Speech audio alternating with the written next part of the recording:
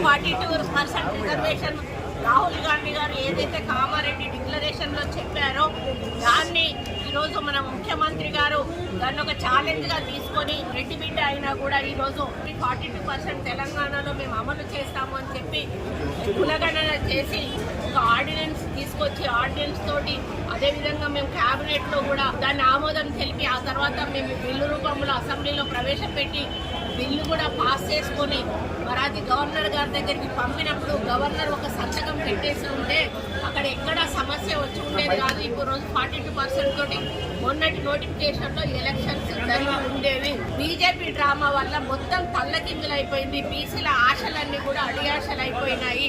మరి వాళ్ళు అసెంబ్లీలో మద్దతు చెప్పారు, బయటికి పోయినాక తోక జాడిచ్చారు. మేము హైకోర్టులో వేస్తే హైకోర్టులో కౌంటర్ వేస్తారు, సుప్రీంకోర్టులో వేస్తే సుప్రీంకోర్టులో కౌంటర్ వేసి ఈరోజు ఆ బిల్లు పాస్ కాకుండా చేసి బీసీలకు అన్యాయం చేశారు. దీనికి ఎందుకు అడ్డుపుల్ల వేయాల్సిన అవసరం ఉన్నది అంటే బీసీలు మనుషులు కారా?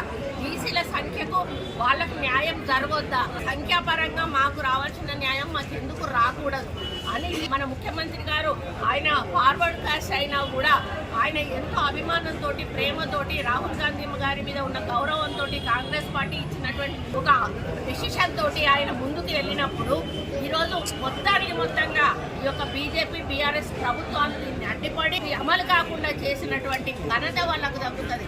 ఈరోజు బీసీల పాపం వాళ్ళకు కొట్టుద్ది. ఎందుకంటే వాళ్ళు మీ కోర్టులో ఉంది, మీరు మాట్లాడండి, ప్రధానమంత్రితో మాట్లాడి అది అమలు చేపిస్తే మీకే వస్తుంది క్రెడిట్, మీరే తీసుకోండి, మాకేం అభ్యంతరం లేదు. కానీ మాకు బీసీలకు మాత్రం 40% కావాలి.